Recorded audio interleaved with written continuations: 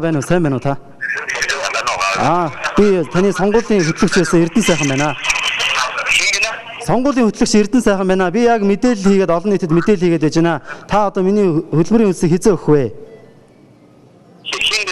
Эрдэнэ сайхан. За та миний хөлсийг хизээ өгөх вэ? Би яг одоо мэдээлэл хийгээд байж байна л да олон нийтэд.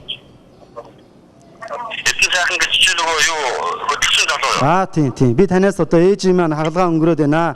Нойргоо оноод байна гэд би гуйгаад байгаа шүү дээ.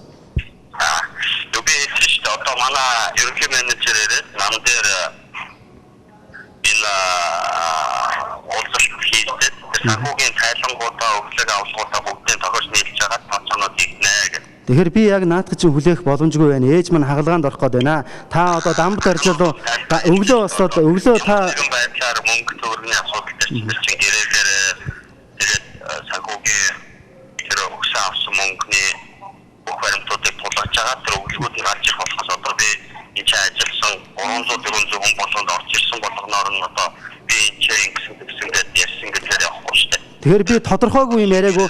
Тодорхой 14 өдөр би таныг тайзан дээр урьж буулгасан асуудлаар би ярьж байгаа шүү дээ. Тэгээ та дамбат аржаалуу гүйж яхахын оронд одоо өглөө босоод ээжийн асуудлыг шийдчихэд яад юм бэ?